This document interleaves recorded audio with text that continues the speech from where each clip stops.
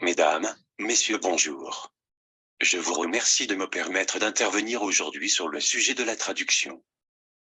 Je n'ai pas pu me préparer autant que j'aurais voulu à cet échange, mais j'ai eu vraiment le sentiment d'un grand intérêt commun à partager nos réflexions. Aussi, je commence mon propos par une invitation à partager le 20 décembre nos travaux, au cours d'une manifestation, que j'organise avec le Conseil pour les questions sémantiques, sociologiques et éthiques, et le CNCPH, sur le thème « Autonomie et modèle social du handicap », pour rendre compte de nos travaux depuis sa création.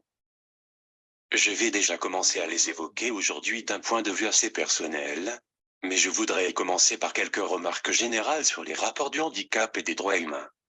Ma réflexion est très incertaine sur ce sujet. Je vous avoue que souvent, marqué sans doute par la tradition française, je trouve que la personne en situation de handicap est plus objet de droit que sujet de droit. Je dois reconnaître que je suis très sensible aux positions de la philosophe Simone Veil, dans l'enracinement, et à celle de Joseph Wrezinski, créateur du mouvement Atcar-Monde. Et je suis en même temps très intéressé par les recherches pour intégrer d'autres dimensions dans le droit. Je pense à la Déclaration des droits de l'humanité, initiée par Corinne Lepage, et aux tentatives actuelles pour intégrer des acteurs non humains dans le droit. Mais je me suis aussi senti concerné par les propositions de Amartya Sen sur les capabilities. Je ne pourrai donc pas développer aujourd'hui cette réflexion en cours. J'ai besoin de beaucoup travailler encore ces sujets, mais je voulais les évoquer en introduction. Pour me présenter brièvement, auteur conférencier, depuis la parution, en 2018 de mon livre « Rage d'exister », je suis également sociologue, formateur et consultant sur les pratiques inclusives du handicap. À titre bénévole, j'ai été nommé en janvier 2020 comme personne qualifiée du Conseil national consultatif des personnes handicapées. J'anime et préside depuis mars 2021 le Conseil pour les questions sémantiques, sociologiques et éthiques du CNCPH. Je travaille donc sur de nombreuses activités, socialement contributrices. Pourtant, ado, mes enseignants avaient conditionné ma poursuite d'études à l'acquisition d'une autonomie d'action. Sachant que je ne pourrais jamais ni contrôler mes mouvements, ni parler, cette injonction est quelque part assez comique. Il me semble nécessaire de se pencher sur la signification générale de cette notion d'autonomie. Bien que tout le monde croit savoir ce qu'elle signifie, l'autonomie reste encore quelque part un mystère, et cela, peut-être de par la pluralité de sens qu'on lui donne, et, de par sa notoriété dans le champ médico-social. C'est d'ailleurs ce qui a mené le gouvernement à lancer un programme prioritaire de recherche sur ce sujet. L'autonomie est fréquemment définie comme l'absence de dépendance, comme le pouvoir et le savoir de se débrouiller seul, comme tout le monde. Moi, j'ai besoin de l'aide d'une personne extérieure dans tous les gestes du quotidien. Je suis dépendant. Par définition, on peut se poser la question de savoir si je ne serais donc pas autonome. Je vous le dis, je suis autonome et dépendant.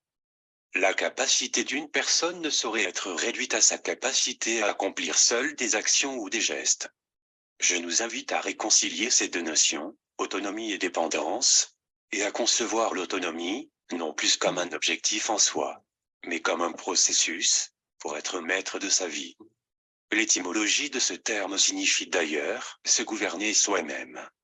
Je prône l'autonomie, selon la définition de Paul Ricoeur, qui dit qu'être autonome, c'est être identifié par soi et par les autres, comme un sujet décideur de ses propres actes. C'est aussi avoir confiance dans sa propre capacité à être cet acteur, ce sujet, cet auteur. Fin de citation. Mais, comment s'inscrire positivement dans ce processus, si on est a priori, du fait de son handicap, présumé incapable et donc irresponsable? Comment dans ces conditions attester de son potentiel, malgré l'opinion dévalorisante ou agressive des autres? C'est une charge psychique énorme, stérilisante et destructrice, qui rend souvent difficile, ou même impossible, inaudible, la construction et l'expression de sa joie et de sa force de vivre. C'est pourquoi, nous devons orienter nos réflexions vers la prise en considération de tous les travaux récents sur les processus d'apprentissage de l'autodétermination. Notion d'autodétermination, sans doute essentielle dans une approche positive de l'autonomie, pour les personnes concernées, car elle les repositionne comme sujet majeur de leur pouvoir d'agir.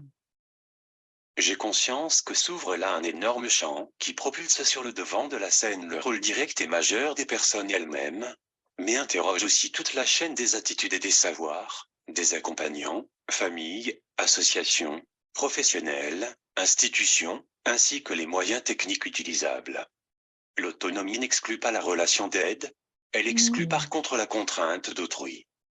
Alors, elle est intrinsèquement liée à l'interdépendance et au lien avec les autres, qui vont être vecteurs d'autonomie.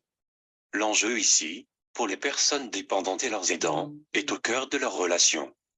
Ils sont appelés à rechercher et à façonner un équilibre juste, favorable au déploiement de l'autonomie. Ces questionnements sont centraux dans les domaines de l'accompagnement humain, en institution, en association, avec les professionnels et les proches aidants, ainsi qu'à domicile. L'enjeu aujourd'hui est d'opérer le basculement de l'hétéronomie, c'est-à-dire que ce que nous faisons est imposé par d'autres, vers l'autonomie. L'invitation est de poser ici un nouveau regard sur les personnes en situation de handicap, les reconnaître avant tout pour leur capacité au pluriel. Pierre Abardel a montré qu'avec cette reconnaissance, le sujet capable, comme il l'appelle, va ainsi mobiliser et développer de multiples ressources dans son activité. Cette façon de voir l'autonomie, cette invitation à poser un regard capacitant sur les personnes en situation de handicap, et plus largement cette vision, sont intrinsèquement liées à l'autodétermination. Maintenant, je souhaite vous présenter le système que j'ai bricolé, dans lequel je peux aujourd'hui déployer mon autonomie. Je parle de bricolage, car nous sommes souvent amenés à faire preuve d'inventivité et d'ingéniosité, en détournant des systèmes au service de notre pouvoir d'agir. Je nous appelle alors entre guillemets les bricoleurs de génie de la vie. Ce système repose sur une collaboration entre un réseau humain et non humain. Sociologue et philosophe des sciences, Bruno Latour, nomme un tel système l'acteur-réseau. Il a développé cette notion à partir de la sociologie de la traduction. C'est d'ailleurs avec un système comparable que le professeur Stephen Hawking travaillait. De fait, comment la notion de traduction s'inscrit-elle dans ma vie personnelle, amicale, associative, professionnelle? Que traduire, et comment traduire mes pensées, mes émotions, mes désirs, mes idées, mes projets, mes ambitions, mes déceptions, mes chagrins et mes frustrations? Comment tout m'aide-t-il à traduire mes expériences de vie individuelle vers l'autre avec un A majuscule? Comment cela fait-il sens collectif? Comment cela contribue-t-il à la société? Ma vie comme la vôtre est une permanente traduction. En latin, à l'origine le mot traduire, transducere, est composé des mots trans et ducere, soit conduire un passage. C'est un processus, une métamorphose. Alors, quel sens donner à ce processus? De quoi est-il l'origine et la résultante? La traduction touche tout le monde. L'interprétation dépend de comment l'humain entre en jeu. Et donc, comment est-elle résonnant? JE. JE dans le sens où, la traduction est la transmission de sens pour soi. Depuis 40 ans, ma vie m'apprend à être toujours une traduction, à être dans une zone d'inconnu. À me laisser guider par les expériences, à en tirer des leçons, à faire confiance, à me faire confiance, à vivre une tension permanente entre anticipation et extrapolation. Du point de vue du grec, je suis un barbare. Mon langage est forcément du barbarisme. Ma façon d'être traduit est compliquée.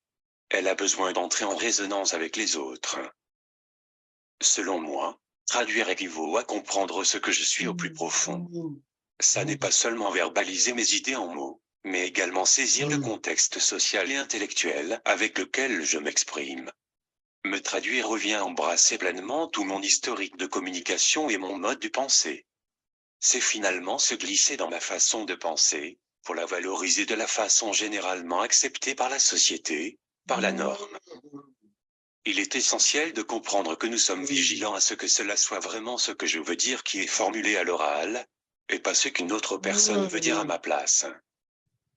Tout ceci me permet de faire pleinement le lien entre votre livret, scientifique et citoyen, et les enjeux de sa traduction entre le français et l'anglais, notamment sur les termes de société et communauté, et d'autonomie qui diffère de celui de vie indépendante. En conclusion, je souhaite vraiment appuyer sur le fait que le processus historique lié au handicap et au vieillissement, à la dépendance, a été d'abord une exclusion, une mise à part, une séparation. On a pensé pour nous, à notre place. Puis, progressivement, on a fait avec nous, par diverses initiatives nous associant. Enfin, maintenant, il nous faut aller à l'étape d'après, et penser la société comme le lieu qui nous permet de faire les choses par nous-mêmes, d'apporter une réelle contribution, pas seulement de recevoir mais interagir, prendre part. Ce changement de paradigme nécessite l'apport de toutes et tous, de chacune et chacun, dans une perspective de bien commun. Je vous remercie. Bravo. Merci. Merci beaucoup. Merci. Ça va être un petit peu frustrant, mais je vous propose qu'on continue sur les interventions et on se gardera du coup un temps de dialogue à la fin d'une première séquence. L'idée étant aussi de faire résonner les interventions entre elles. Voilà. Et d'ores et déjà, il y a des questions aussi qui peuvent se mettre dans la discussion pour notes. Et de préférence aussi pour, s'il y a des questions pour Philippe Aubert, de permettre un petit temps de réponse, de préparation de la réponse. Du coup, je vais laisser la parole à Marie Baudel, si c'est OK pour toi, Marie. Oui, merci beaucoup Hélène, merci beaucoup à tous et à toutes, et bonjour, bonjour à tous et à tous, à toutes. Tout d'abord, je me présente. Alors, je suis Marie Baudel, je suis enseignant-chercheur à Nantes Université. Alors, enseignant-chercheur pas en histoire, contrairement à ce que le fond de la salle peut le faire penser, mais plutôt en droit international. Donc, moi, je vais simplement présenter un petit peu les choses ou une réflexion assez brève sur ces différentes notions, sur ces différentes notions autonomy of life en anglais, life autonomy, independent living qui ont été proposées, mais plus par rapport au texte de droit international ou à la littérature, la doctrine qu'on peut retrouver sur ces questions. Tout d'abord, je voudrais saluer, alors je ne suis pas je suis francophone, l'anglais n'est pas ma langue maternelle, mais je voudrais souligner déjà la qualité du travail de traduction qui a été réalisé sur ce livret jusqu'à aujourd'hui. Donc, je présenterai juste une réflexion sur différentes notions qui étaient proposées pour traduire la notion d'autonomie de vie en français qui a été retenue dans le livret. Et quelques choix qui étaient proposés. C'était, alors en anglais, autonomy of life ou life autonomy, qui est une traduction littérale de autonomie de vie en français, notion qui apparaît dans le titre du livret, dans différents éléments du livret, qui correspond à l'article 19 de la Convention des droits des personnes handicapées, qui a fondé un petit peu ou impulsé en tout cas la réflexion sur cette notion d'autonomie de vie. Sur ces notions, donc en anglais, autonomy of life ou life autonomy, lorsqu'on regarde un petit peu dans la littérature scientifique, littérature anglophone qu'on peut trouver, on trouve assez peu d'autonomie of life ou life autonomy. La notion apparaît assez rarement dans différents articles de doctrine, tout du moins lorsqu'ils sont présentés par des auteurs anglophones et jamais dans le contexte des droits des personnes handicapées. Donc c'est vrai que on ne retrouve pas trop de réalité de ces notions dans le domaine anglophone. On le retrouve parfois dans la littérature plutôt scientifique, voire métaphysique, des questionnements sur l'autonomie de la vie comme un élément, comme une entité autonome, mais qui ne correspond pas tout à fait à la question des droits des personnes handicapées, de l'autonomie des personnes en situation de handicap.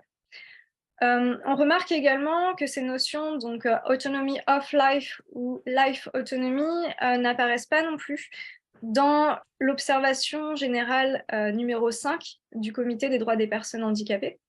Donc, l'observation numéro 5, c'est un document, un texte dans lequel le Comité des droits des personnes handicapées interprète l'article 19 de la Convention et vient en préciser son contenu normatif. Donc, dans la traduction anglaise qui est faite de ce texte, on ne retrouve jamais, on retrouve bien évidemment autonomie, mais on ne retrouve jamais autonomy of life ou life autonomy. Donc, c'est pas repris, c'est pas utilisé par le Comité des droits des personnes handicapées.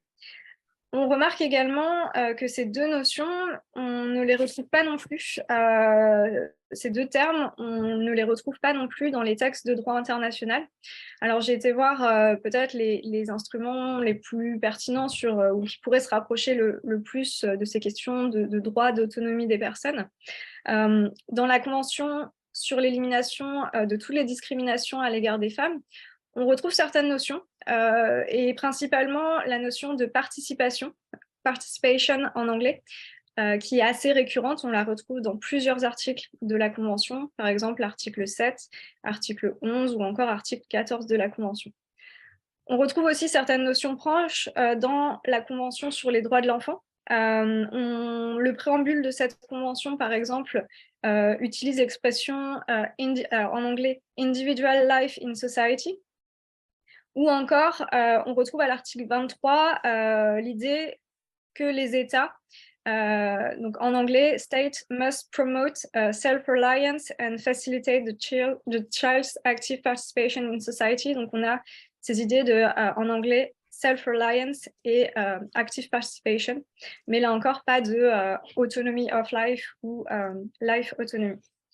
Donc, ces notions-là, à mon sens, même si elles représentent une traduction littérale de l'autonomie de vie, on ne la retrouve pas vraiment dans ce contexte-là dans la littérature anglophone.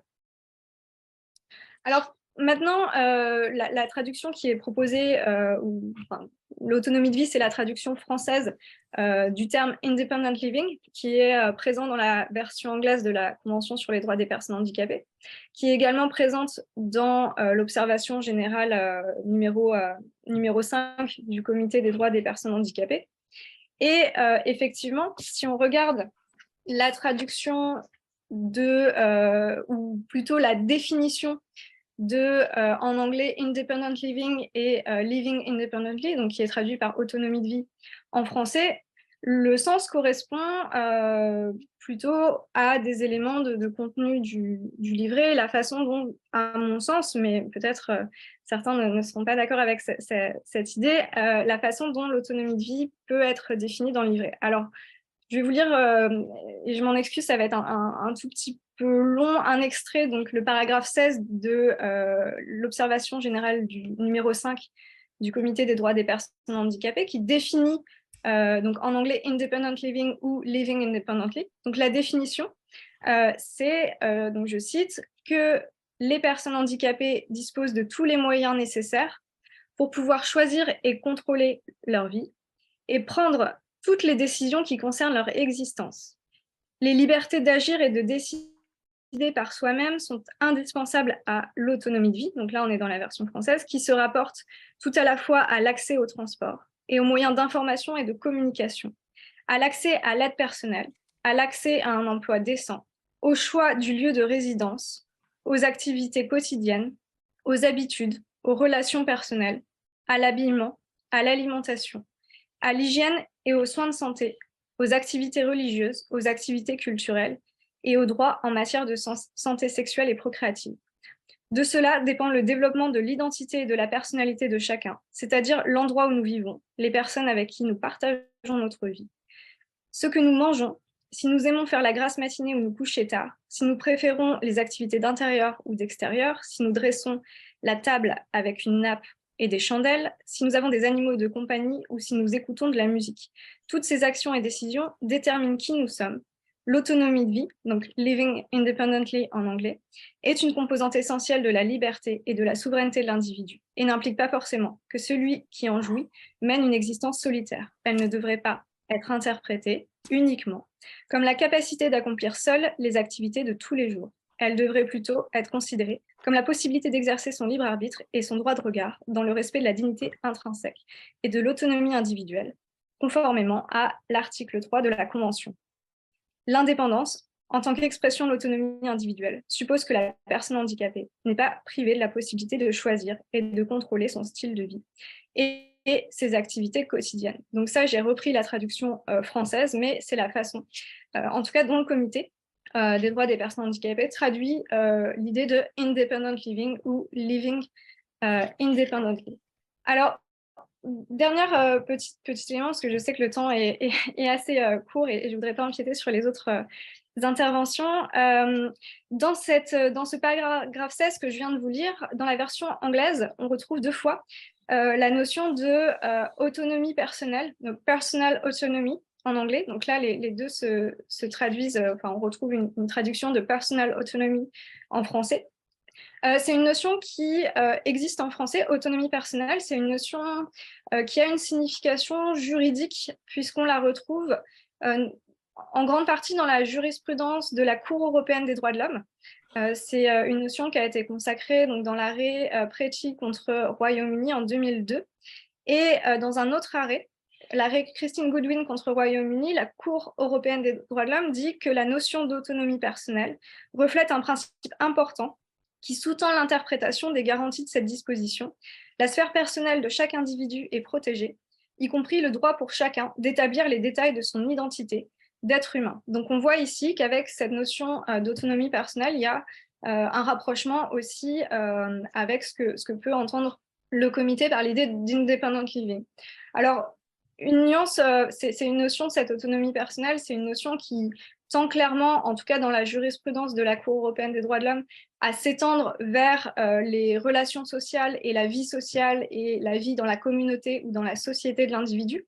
Mais c'est quand même une notion qui touche principalement aux questions d'intégrité personnelle, d'intégrité physique et de respect de la vie privée. Donc, cette notion, elle a quand même comme origine cette idée-là. Et donc, peut-être le risque, si elle est retenue, si on l'utilise dans la traduction du livret, c'est aussi de s'éloigner de cette notion d'autonomie relationnelle qui est portée par le comité, qui est portée par l'Independent Living Movement des personnes handicapées qui estime que l'autonomie se construit aussi en relation et avec le soutien d'autrui et ne concerne pas des individus complètement atomisés, complètement isolés dans la société. Donc voilà quelques ébauches de réflexion sur ces différentes notions et bien évidemment, je me tiens à votre écoute pour d'éventuelles questions. Merci Marie pour cette intervention et effectivement toujours pareil, hein, possibilité de noter ces questions ou voilà, on va garder un temps d'échange juste après. Je vais laisser maintenant la parole à Irène Bertana que j'ai vue tout à l'heure mais que je ne retrouve. Je suis là. Bonjour. Et donc, vous avez la possibilité, parler en anglais ou en français, de toute façon, ça sera traduit. Et donc, je vous laisse peut-être vous présenter avant de démarrer, si ça vous convient. Oui, merci. Je vais parler en français. Aussi, je pense que c'est voilà, approprié pour le contexte. Mais par contre, l'anglais, c'est ma langue de travail. Moi, je travaille pour les SPD, que c'est un réseau de services sociaux pour personnes en situation de handicap qui travaille sur les changements des services pour les mettre en ligne avec la Convention. Et donc, du coup, dans mon travail, je suis en relation avec des autres réseaux, des partenaires, des institutions. Et donc, je peux donner, en fait, ce que j'ai fait dans la préparation de mon intervention, ça a été quelque chose d'un peu complémentaire, en fait, de ce qui a été fait par Marie, mais pas regardant trop au droit, mais sinon à qu'est-ce que c'est que l'utilisation des mots independent living and autonomy dans le contexte des mouvements, en fait. Donc, et j'arrive à des conclusions qui sont vraiment en ligne avec ce que vous venez d'entendre chez Marie. Donc, voilà, en fait, je vais commencer. Moi, le raisonnement que je fais par rapport à la traduction, c'est qu'il y a deux aspects à prendre en compte. Il y a un côté de définition générale des mots, donc autonomie, indépendance, mais puis il y a une définition contextuelle, donc celle qui a été utilisée dans ce cas-là par le mouvement des personnes en situation de handicap, qui a une base fortement anglophone en fait, parce que ça s'est développé dans les États-Unis. Je commence avec la thèse. Moi, je pense que, quoique on peut utiliser parfois le mot autonomie, parce que c'est un mot, comme on a vu, qui est utilisé normalement comme synonyme dans ce qu'on a dans les livrets, dans l'interprétation française. Je pense que c'est intéressant d'utiliser le mot independent living parce que pour une raison politique, parce que je pense que ça, c'est un signe de respect vers le mouvement, vers tout le travail qui a été pour créer la convention.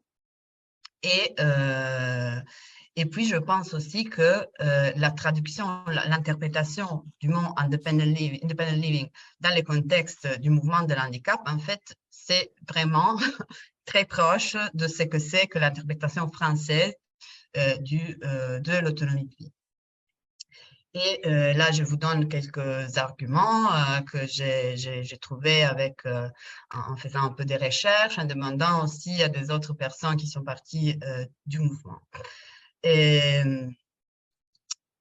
je commence avec le fait que c'est vrai, si on regarde à niveau littéraire, on peut penser indépendance comme un mot qui est opposé à l'autonomie. Si on regarde l'autonomie comme le fait de pouvoir choisir pour soi-même, et l'indépendance comme un refus de l'aide des agents extérieurs. Mais on peut aussi entendre les deux mots sans encore rentrer dans le contexte politique. Comme d'un côté l'autonomie qui est référée à la personne, et l'indépendance comme la personne qui est libre de l'autorité autrui. Et ça, c'est une autre façon de voir l'indépendance. Donc, ce n'est pas je veux pas l'aide de personne, je veux pas qu'une personne décide pour moi.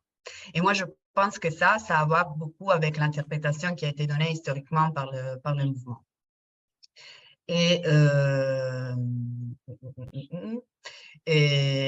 puis, je pense aussi qu'il faut, si on pense à la traduction, il ne faut pas penser au contexte français, qui est le contexte, ou pas français, mais le contexte anglophone. D'ailleurs, en France, on utilise le mot handicapé, que dans des autres pays est considéré comme quelque chose d'impossible à entendre. Je pense à l'Italie, je pense aussi au contexte anglophone, mais ça ne veut pas dire qu'en France, c'est un mot qui c'est un mot quand même utilisé, c'est un mot utilisé par la Convention même. En même temps, le mot désinstitutionnalisation, donc deinstitutionalization dans le contexte anglais, ça ne veut pas dire qu'on veut abolir l'État, on veut abolir les structures sociales, mais qu'on veut changer la façon de laquelle les supports est donné aux personnes. Donc là, il faut regarder, si on pense à une traduction, au contexte anglophone et du mouvement. Et j'ai eu aussi des retours par rapport au fait que dans la langue parlée anglaise, on n'utilise pas trop les mots autonomie, autonome, comme quelque chose qui se réfère à une personne, mais plutôt à des territoires, des régions et tout ça. Et par contre, l'indépendance est référée à la personne. Donc, une personne qui est indépendante, on dit independent et on ne dit pas autonomous. Mais là, on peut regarder au mouvement. Je ne veux pas trop répéter ce qui a été dit par Marie, qui en fait, c'est en ligne avec c'est que je voulais dire aussi que voilà, vie indépendante, c'est quelque chose qui a été choisi dans l'article 19 de la Convention. Et j'ai aussi une définition de l'European Disability Forum qui a été créé par le mouvement pour la vie indépendante. Et je ne vais pas la lire complètement, mais je veux passer à quelques passages. La vie indépendante est possible grâce à la combinaison de divers facteurs environnementaux et individuels qui permet aux personnes handicapées d'avoir le contrôle de propre vie. Cela inclut la possibilité de faire des choix réels et de prendre des décisions concernant le lieu de vie, les personnes avec lesquelles vivre et la manière de vivre. Les services doivent être disponibles et accessibles à tous et à toutes, et fournis sur la base de l'égalité des chances, du consentement libre et éclairé, de la possibilité pour les personnes handicapées de bénéficier d'une certaine flexibilité dans leur vie quotidienne. Et voilà, et puis on passe à l'environnement. Donc, il y a une vision sociétaire où on demande aussi quelque chose à l'État pour donner la possibilité à la personne d'être en fait autonome. Et je trouvais aussi des citations qui disent que les mouvements ne définissent pas l'indépendance comme on le fait habituellement en termes d'individus totalement autonomes, autosuffisants, qui n'a besoin de personne et pourrait vivre seul dans la nature. Les mouvements reconnaissent le caractère inévitable de l'interdépendance dans une société moderne. Donc, si on a peur d'utiliser le mot independent living parce que ça nie le fait qu'on a besoin des autres, ce n'est pas le cas dans le contexte. En plus, les mouvements sur la vie indépendante demandent l'assistance personnelle, qui est quelque chose qui est très lié au fait qu'on a une dépendance. Et voilà, et puis j'ai encore une petite citation. Nous exigeons les mêmes choix, les mêmes contrôles dans notre vie quotidienne que nos frères et sœurs, voisins, amis, non handicapés, considérés comme allant de soi. Nous voulons grandir dans nos familles, aller à l'école du quartier, prendre les mêmes bus des voisins, occuper des emplois correspondant à notre éducation et à notre intérêt. Donc voilà, je pense que j'ai été assez claire. Je pense qu'on peut utiliser les mots autonomie qui est utilisé dans les contextes anglais, parfois vraiment comme un synonyme de independent living, mais je suggère que independent living soit le premier choix.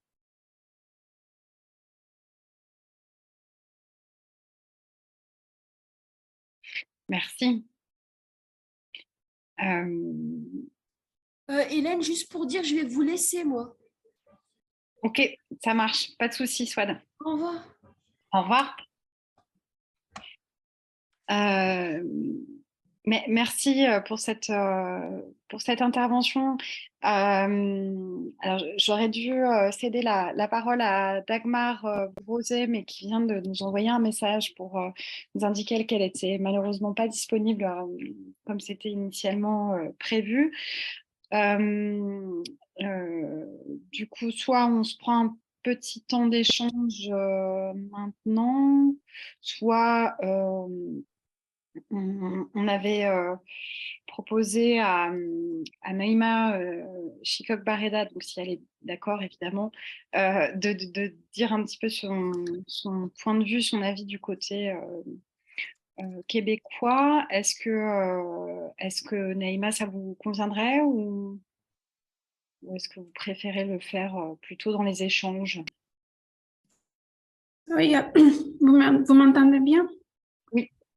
Il n'y a pas de souci, je peux partager mes commentaires maintenant ou après la pause, je ne sais pas si vous voulez. Une pause d'échange. Maintenant, c'est très bien. OK. Merci. Bon, merci pour l'invitation encore. Moi, je vais reprendre un petit peu l'intervention de Marie Baudel parce que moi, j'ai aussi consulté l'observation de l'observation 5 de l'article 19. Et tout d'abord, je pense qu'il y a un souci de traduction dans la version française parce que, à mon avis, le terme autonomie de vie et notamment inclusion dans la société, ça échappe de l'esprit initial du législateur dans la Convention. Et pourquoi je dis ça? Parce que, par exemple, moi, j'ai regardé aussi d'autres traductions, comme par exemple la traduction en espagnol, parce que c'est ma langue natale, ma langue maternelle. Et donc, je vois que dans la traduction en espagnol, c'est vraiment littéral de l'anglais. Il indique el derecho a una vida independiente y a ser incluido en la comunidad. Donc, qu'est-ce que ça veut dire ça?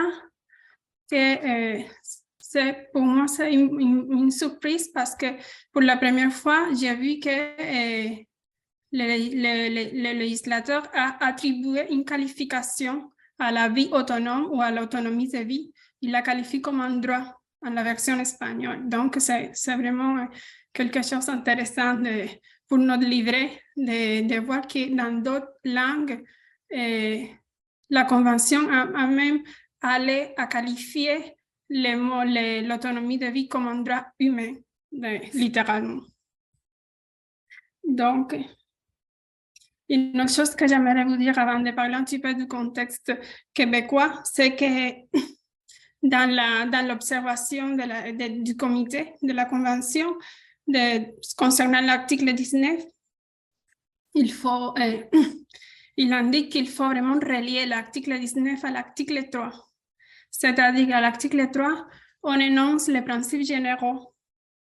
Les principes généraux, et dans l'article, dans le point C, il indique 3.1, il indique la participation et l'inclusion pleine et effective dans la société. C'est-à-dire que cet article, c'est le fondement de l'article 19 qui doit être un petit peu plus spécifique. C'est pour dire que c'est le fondement et la base pour énoncer les fondements du droit de vivre de façon indépendante et d'être inclus dans la collectivité. Et je pense que les mots collectivité ou les mots communauté, c'est plus approprié pour l'article 19 que société, parce que la société, c'est vraiment quelque chose de plus ambigu et plus grande. Et c'est une notion qui correspond aux principes généraux, mais pas vraiment au sein de l'article 19. Et donc, ça, c'est d'un côté. Bon, je vais parler maintenant ici au Québec. On comprend la notion d'autonomie de vie, non plus, ce n'est pas développé dans la doctrine, non plus dans les tribunaux, dans la jurisprudence. Il n'y a pas cette notion d'autonomie de vie, ni la notion d'autonomie of life. Ça veut dire que ils ont quand même utilisé les fondements de l'article 19, mais ce n'est pas aussi non plus très utilisé. Avec la réforme des droits des personnes ici au Québec, que c'est vraiment récente, et la réforme elle est entrée en vigueur en novembre, le 1er novembre, donc c'est moi. Le curateur public, moi je travaille au curateur public du Québec, il n'a pas mis en valeur que la réforme a été, c'est une approche à la Convention. C'est vraiment quelque chose qui n'est pas bon, non? Parce que il n'a pas une reconnaissance explicite que la réforme s'inscrit dans un mouvement international pour s'approcher, pour s'adapter à la Convention des droits des personnes handicapées. Moi, j'ai ressorti deux jurisprudences. Une jurisprudence qui est vraiment dans le sens de l'article 19, la version anglaise, la version espagnole, on peut dire, parce qu'il indique, je vais juste trouver la jurisprudence, c'est ici, c'est une jurisprudence la partie demanderait, c'est la Commission des droits de la personne, qui reproche à la ville de Montréal de ne pas avoir exercé le pouvoir du règlement en conformité avec la Charte des droits et libertés de la personne. Et la ville de Montréal a refusé de délivrer le permis qui lui aurait été permis d'aménager l'entrée principale d'un logement afin de pouvoir entrer et sortir à une personne handicapée de façon autonome et sécuritaire en fauteuil roulant. Donc, on comprend ici que c'est proche de la notion de service communautaire, de services dans des milieux de vie plus spécifiques. Et il y a aussi une jurisprudence de la Nouvelle-Écosse, que c'est la partie anglaise du Canada, qui indique aussi que la commission d'enquête de la Nouvelle-Écosse a conclu qu'il y a une discrimination dans la province concernant la prestation de services sociaux aux personnes handicapées. Le fait de ne pas développer des services de soutien et d'autres services dans la communauté est un défaut d'accommodement et c'est une violation à l'article 19 de la Convention. Donc, ce sont quelques peu de jurisprudence que j'ai trouvé concernant l'article 19 spécifiquement. Et bon, j'aimerais juste pour finir mes commentaires proposer que le terme autonomie de vie, c'est vraiment une nouveauté. J'aime beaucoup ce terme-là.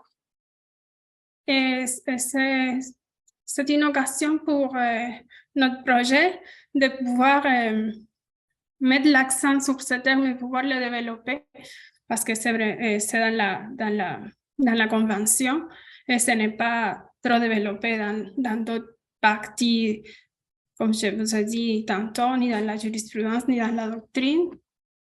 Mais je pense que si on prend le mot de façon indépendante, comme je peux dire, seulement ce mot-là, de façon isolée, on manque quelque chose, c'est comme on reste dans l'ambiguïté. Moi, je pense qu'on pourrait quand même donner un contexte à ce mot-là. On pourrait dire autonomie de vie au sein de la collectivité ou autonomie de vie dans la communauté.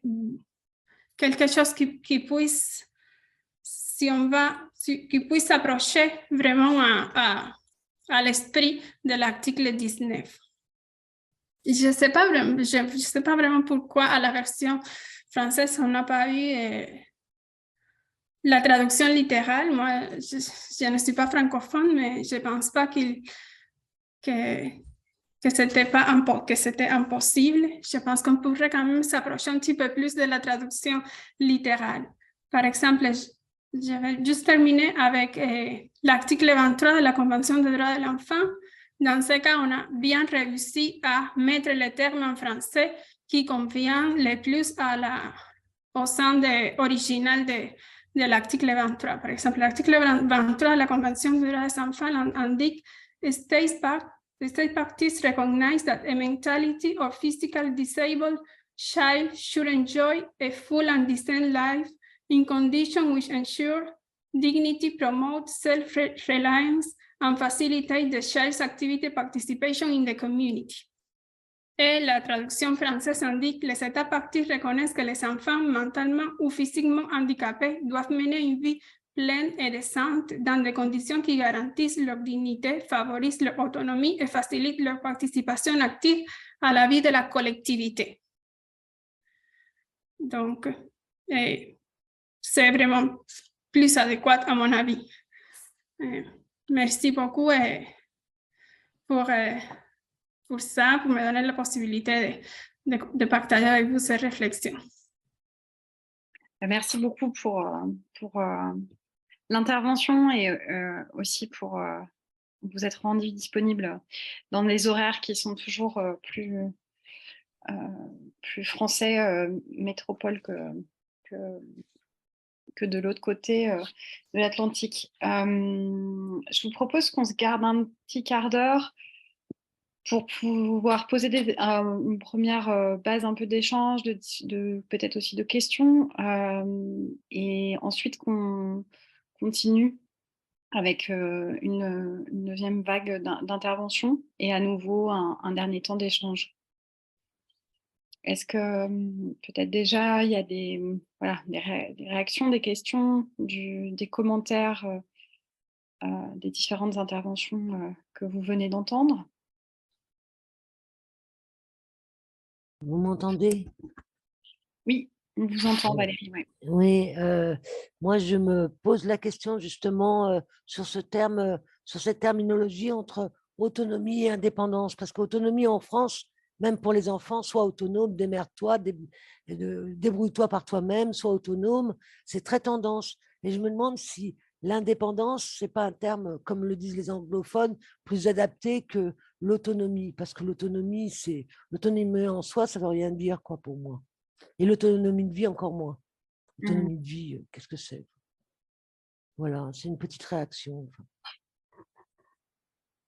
Ok. Je peux réagir? Oui, allez-y. Merci beaucoup pour les quatre, pardon, du coup, quatre, en rajoutant Naïma, interventions toutes très intéressantes. J'avais juste, en fait, mon intervention plus tard va répondre en grande partie à celle de Marie Baudel et en partie de Irène Bertana, mais donc je spoil pas trop pour le moment, mais juste par référence à la volonté d'utiliser les termes independent living, enfin de respecter les termes originaux, la référence au mouvement, par respect pour le mouvement. Je trouve l'idée, je trouve que l'idée a beaucoup de sens. Et dans le même sens, en fait, le terme autonomie de vie en français n'est pas tant une traduction qui a voulu couper avec cette référence originelle que une traduction précisément qui colle au nom du mouvement dans sa version francophone.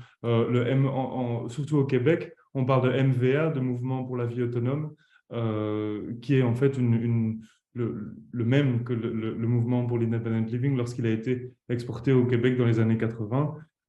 Contrairement, faire le lien aussi avec les différentes traductions avec l'espagnol, en fait, en espagnol, la traduction du mouvement pour l'independent living, c'est Movimiento de la Vida Independiente. Du coup, independiente est bien le terme indépendance, tandis qu'en français, la traduction originelle en français du mouvement a bien été le mouvement pour la vie autonome.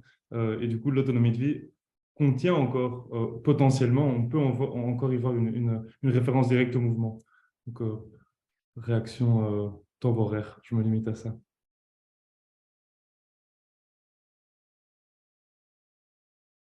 Ok, bah merci. Et puis peut-être effectivement qu'il y aura la possibilité de poursuivre après votre intervention, oui. Il y a Marina Pi qui lève la main. Je vous laisse la parole. Oui, bonjour, merci. J'écoute des différentes interventions et j'ai encore pris le temps de relire le texte de l'article 19. Il y a une curiosité en fait que ce titre donc on peut traduire différemment et on a déjà longuement à des traductions diverses, autonomie de vie ou de la vie autonome ou independent living.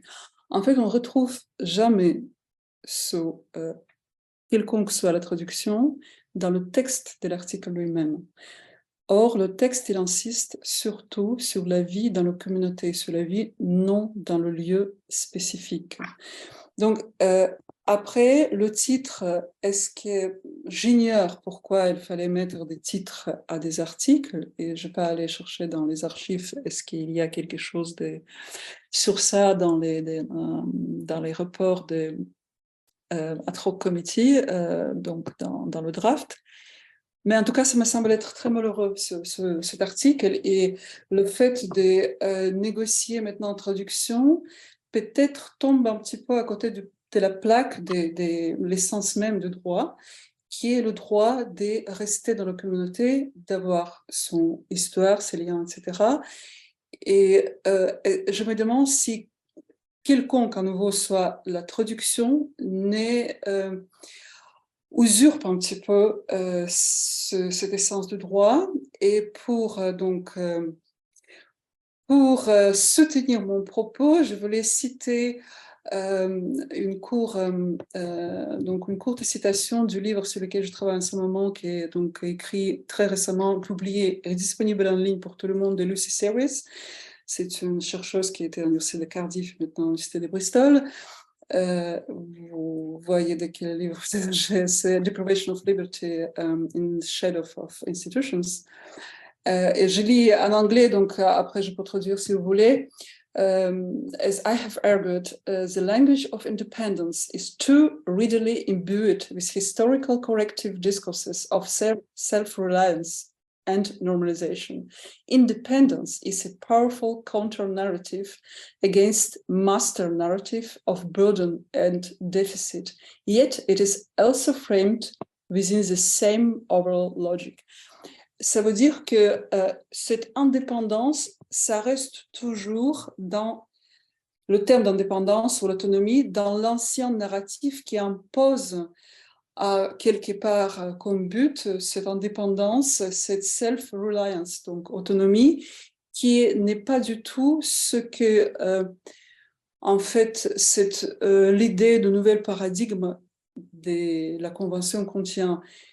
Et quand vous lisez le A de l'article 19, ça renvoie direct vers l'article 12. Et on ne peut pas éviter de parler de tout ce sujet, de tout ce problème, sans se souvenir que la racine de tout, c'est présence ou obligation de ce échafaudage. Je prends encore une fois le terme qu'utilise Lucy Serres, scaffolding. Échafaudage juridique et sociétal qui est nécessaire pour une personne pour faire entendre son choix. Quelque incertain, quelque difficile interprétation qu'il soit, mais chercher donc cette best interpretation. Donc voilà, je pense que et aussi ce que je reproche un petit peu des récentes guidelines sur désinstitutionnalisation du comité, il traite comme si cette question donc des expressions de la volonté ou des poids des volontés et préférences de la personne soit déjà réglée. Très très peu d'attention à ça accordée. Or, il n'est malheureusement pas réglé encore. Et toutes les discussions autour des traductions me semblent être un petit peu, comment dire, un petit peu tombées dans le scolastique. Voilà.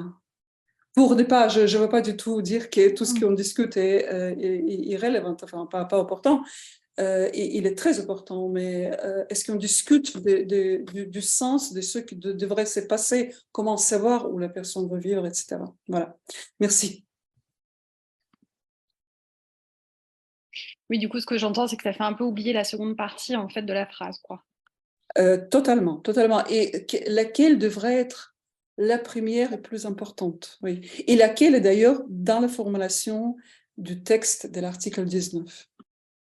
Oui, alors à ce sujet, donc Wayne Martin commentait en disant, alors je vous fais une traduction très approximative, mais que la convention existe en 6 langages, enfin en 6 langues différentes, et que donc l'idée d'autonomie de vie n'est pas vraiment une traduction de la convention, c'est plutôt c'est une convention française pour le coup. Et donc que du coup, c'est aussi des choix qui ont été faits dans le cadre de la rédaction du texte de manière comment dire, originelle, quoi. Peut-être dans ce cas-là, je vais laisser Wayne Martin développer son propos. Okay, are we ready? Okay, thank you for including me today. So my name's Wayne Martin. I have an American accent, but I work in the UK, and I'm speaking to you today from the University of Essex. And I direct a research project called the Autonomy Project. So I guess it's appropriate for me to be speaking to some of these questions today. Let me just start by clarifying my last comment in the chat.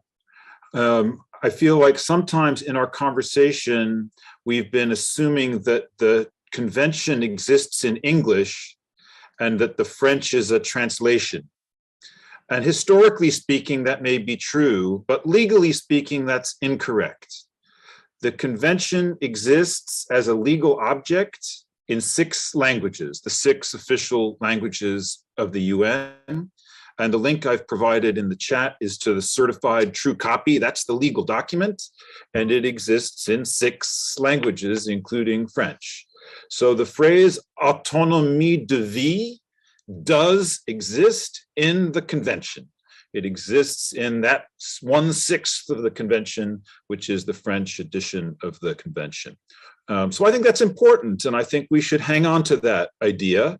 And certainly the concept of autonomy appears in all 6 languages of the convention. It's a core value and a core principle of the convention.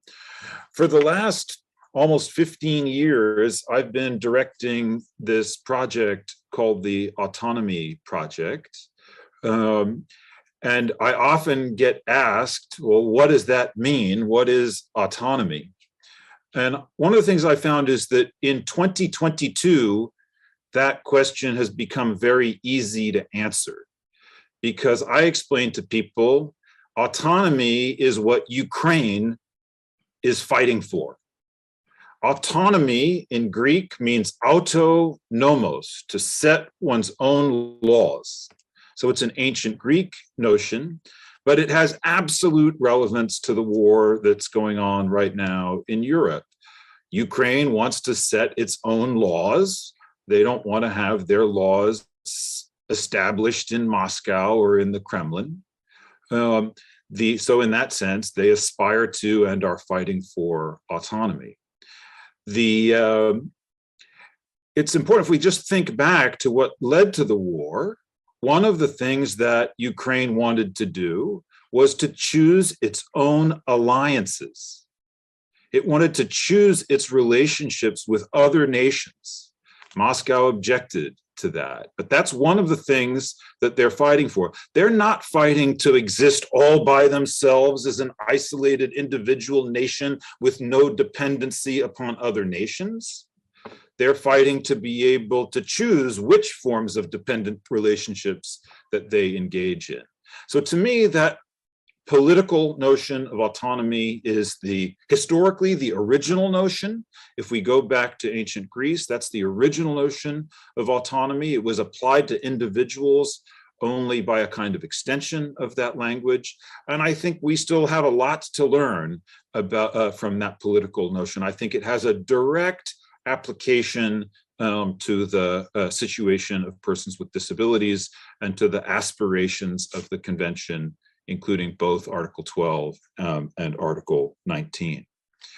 Now, the question, I take it, that is immediately on the table today is about how to translate a booklet, un livret.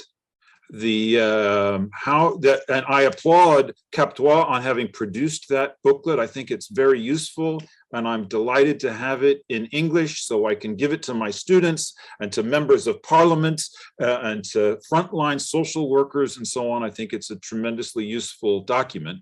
So you need to finish it, but in order to finish it, you've got to decide how to translate this key term. So it's a fascinating challenge.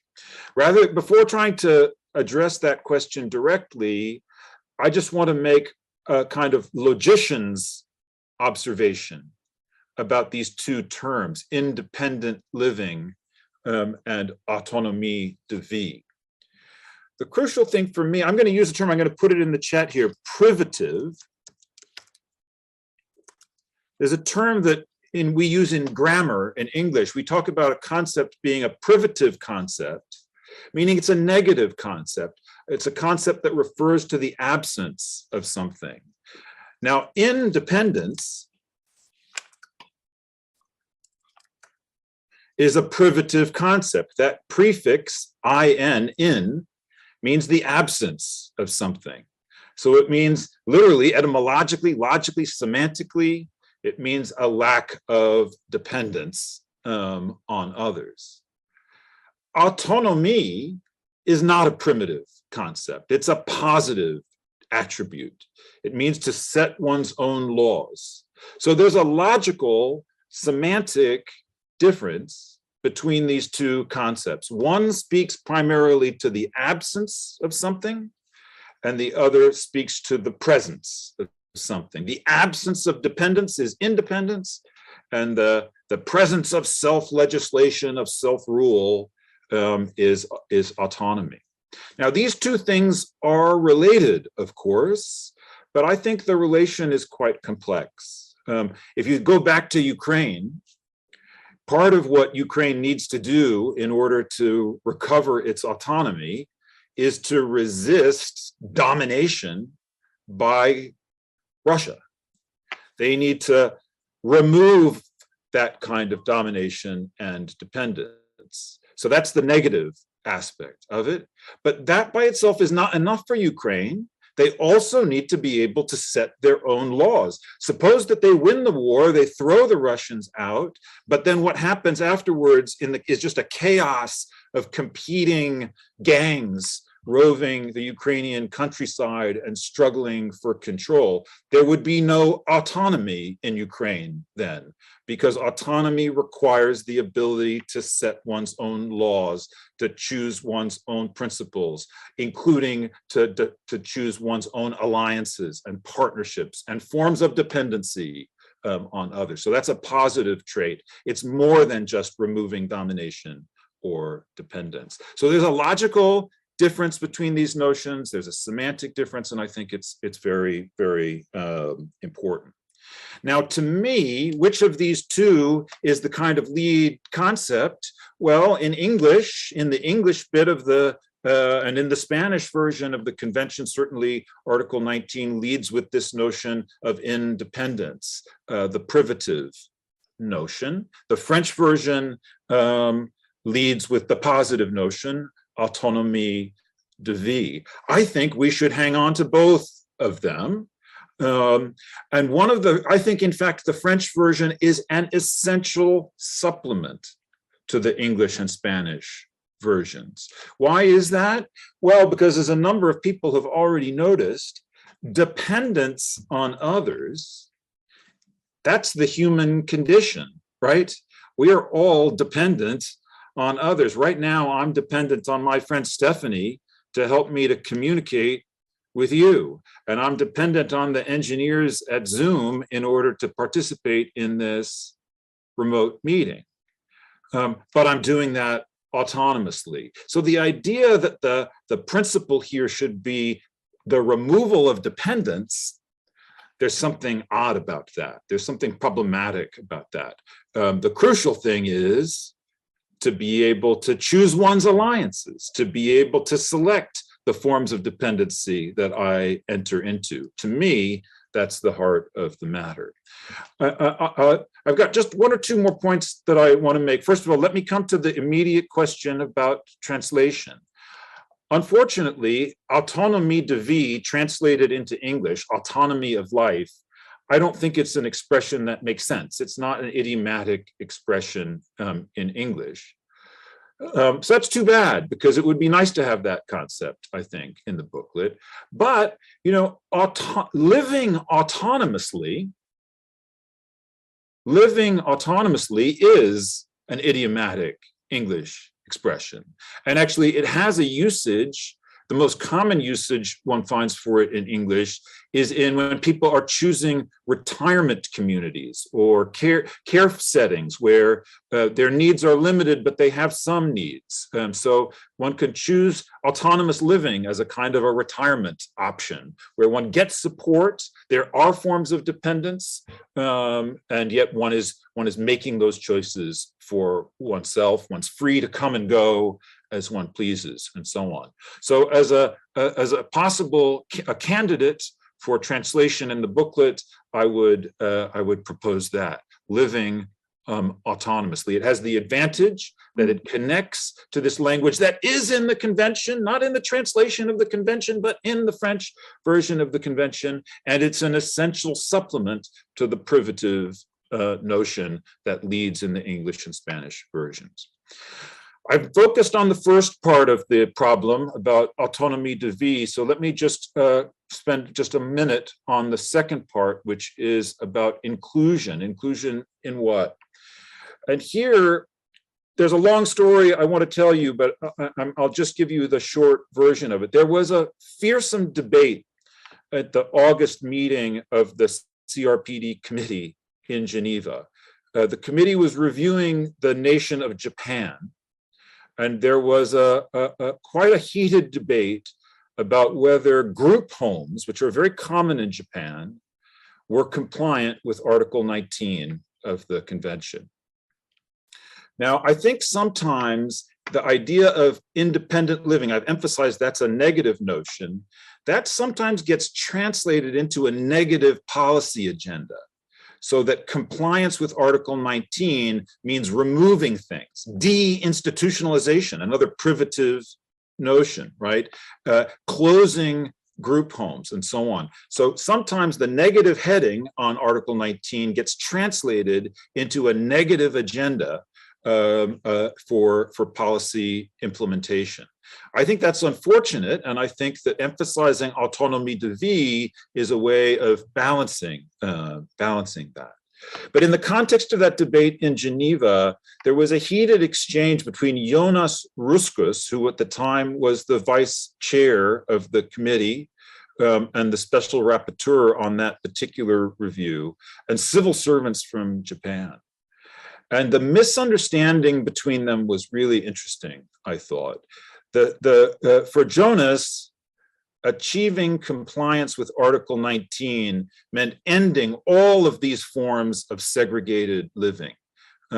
We needed life in the community, and that could not mean life apart in a group home. And he cited the general comment on Article 19 as emphasizing that view.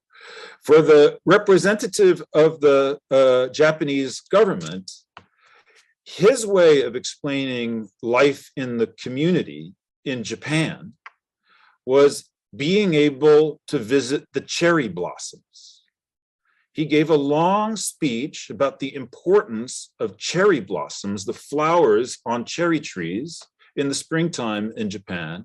And to be a member of the Japanese community was to be able to participate in that important cultural event of visiting the cherry blossoms with other Japanese people.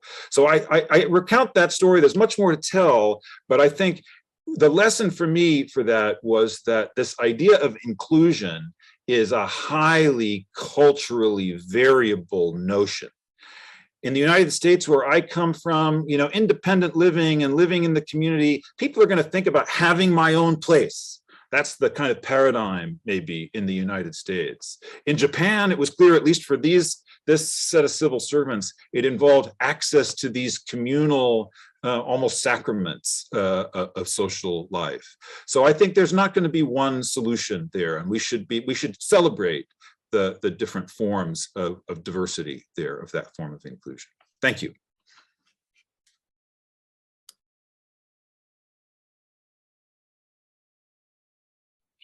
Merci. Merci beaucoup, et merci aussi de vous prêter au jeu de la proposition, d'autant plus avec effectivement, enfin voilà, cette finesse-là de l'articulation avec la langue, l'utilisation de la langue au quotidien qu'on aperçoit peu ou pas dans les traductions un peu littérales qu'on a pu faire parfois. Je vous propose qu'on poursuive, encore une fois avec l'idée de garder un petit temps, avec Manon Mas, si vous êtes toujours disponible et partante pour voilà, votre intervention. Est-ce que vous voulez que j'affiche la petite présentation que vous nous avez envoyée, ou c'était juste ou c'était des notes de traduction pour la traduction? Non, je pense qu'il n'y a pas besoin de l'afficher. Je vais.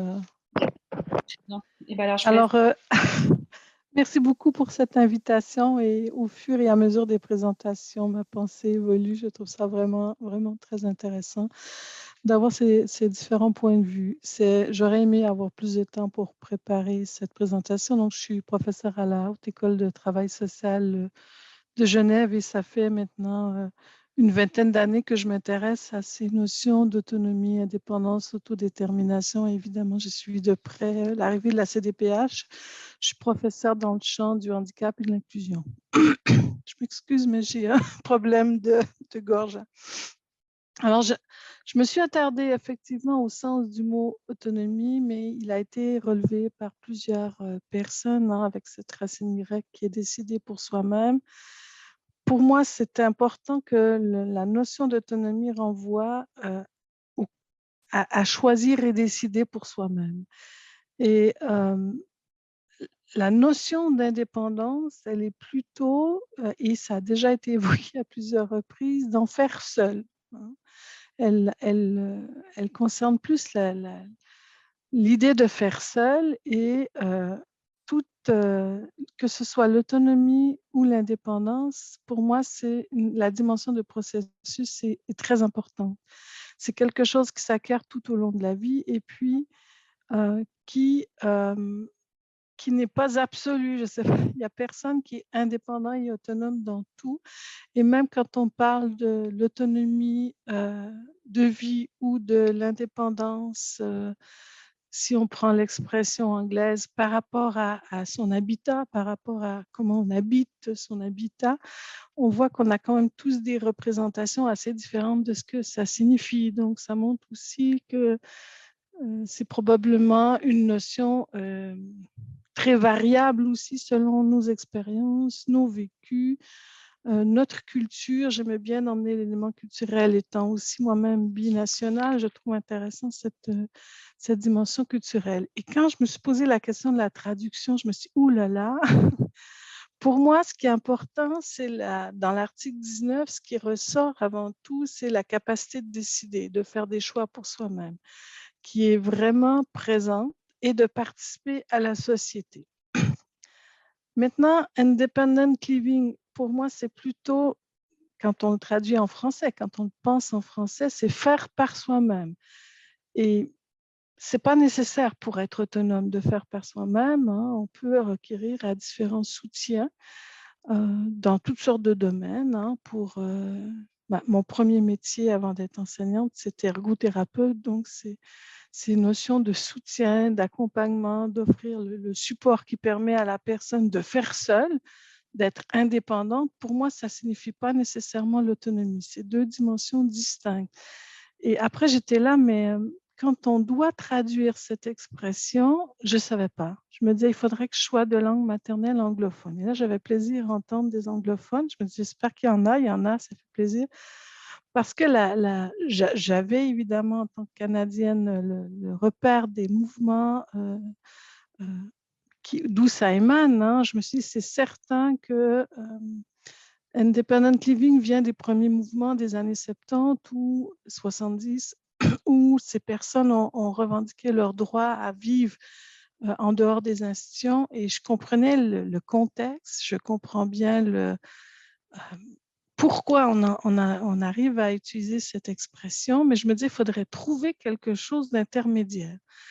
Et je trouve l'idée de living autonomously très intéressante, autonomously, parce que ça permet d'avoir quelque chose d'intermédiaire. Vous direz, c'est bien suisse, ça fait longtemps que je suis en Suisse, de trouver cette posture un peu accommodante ou intermédiaire, mais l'idée la plus importante pour moi est la possibilité de décider seul, en lien aussi avec l'historique et comment les personnes ont été longtemps exclues et on a décidé pour elles. Donc, ce qui reste le plus important, c'est cette idée de décision par soi-même. Et puis, l'autre dimension, community et puis société.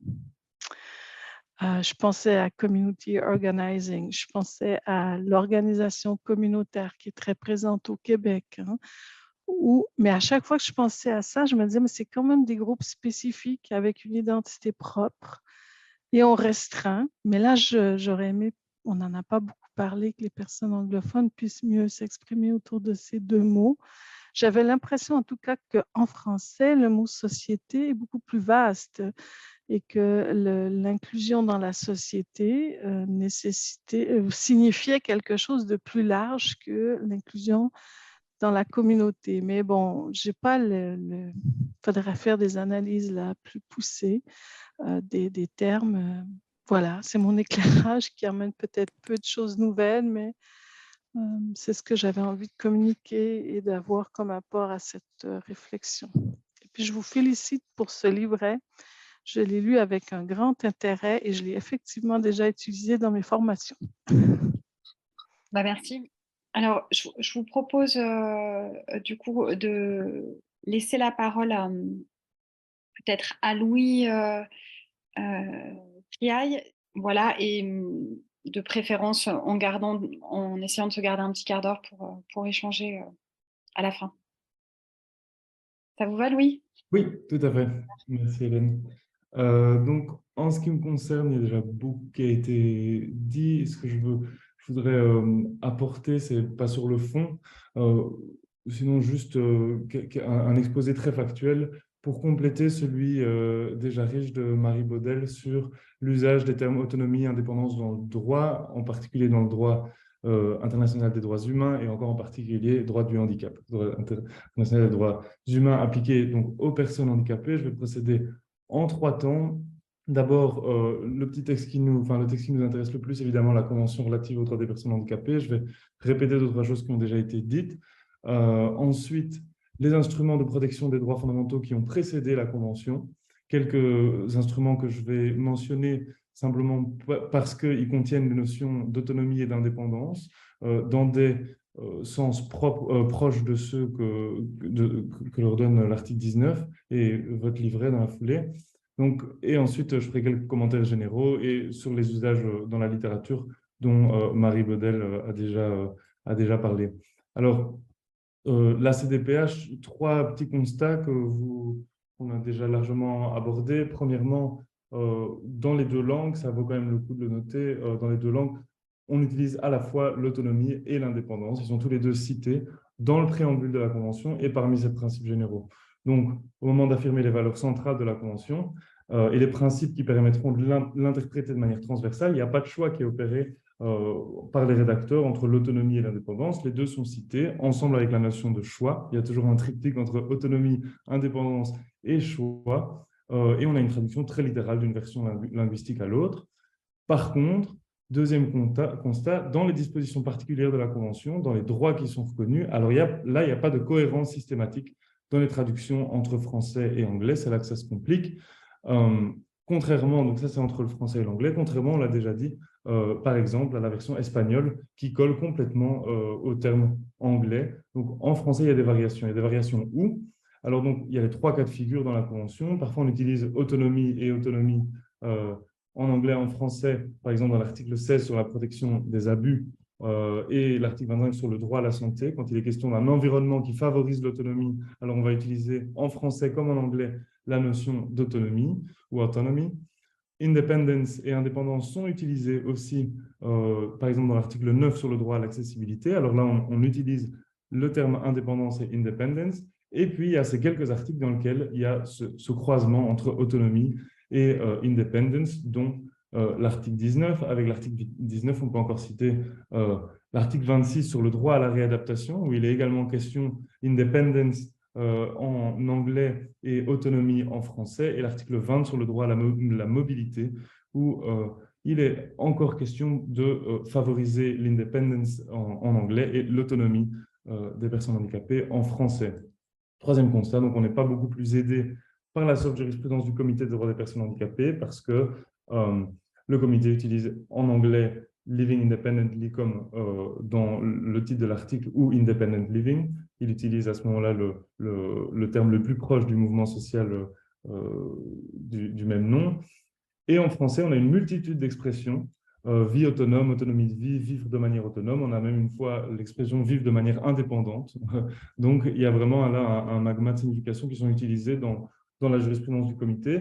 Il y a quand même l'idée sur laquelle je reviendrai qui apparaît dans l'observation générale numéro 5 selon laquelle l'indépendance, independence, donc l'autonomie de vie en français, serait une des formes de l'autonomie personnelle. Donc l'autonomie personnelle aurait cette valeur de principe général qui s'applique dans différents cas de figure, et independence, dans le contexte de l'autonomie de vie, serait l'une de ces formes. Pour citer la version anglaise de l'observation générale numéro 5, les termes sont « Independence as a form of personal autonomy means that the person with disability is not deprived of the opportunity of choice and control regarding personal lifestyle and daily activities ». Donc, en ce qui concerne le style de vie personnel et les activités quotidiennes, on aurait une déclinaison du principe d'autonomie qui s'appellerait en anglais l'independence. Voilà. Alors, maintenant, petit regard en arrière, je conclurai là-dessus plus tard, petit regard en arrière sur les instruments de protection des droits des personnes handicapées au niveau international qui ont précédé la Convention.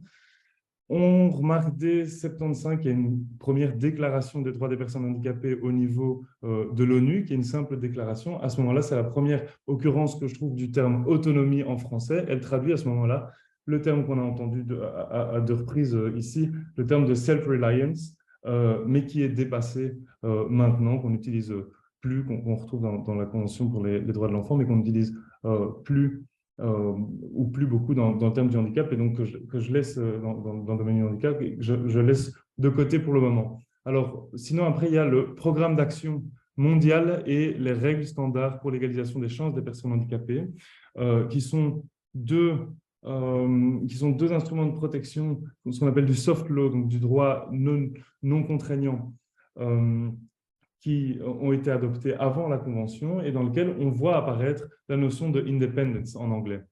Independence dans quel contexte? Alors, dans le programme mondial au niveau de l'ONU en 1980, on le voit arriver dans le contexte de la réhabilitation, et puis dans les règles pour l'égalisation des chances, en 1990, on voit le terme s'étendre au contexte de l'assistance personnelle, des moyens de support à l'autonomie de vie au quotidien. Donc, on est vraiment là dans une extension qui est propre au mouvement de l'independent living, qui est au départ une indépendance qui est considérée comme la maximisation des capacités à agir seul, à se débrouiller seul avec l'idée malgré son handicap, et puis avec l'extension typique de l'independent living movement, le mouvement pour la vie autonome, l'idée qu'on peut avoir une indépendance qui est aidée, qui est assistée et qui ne perd pas pour autant son statut d'indépendance.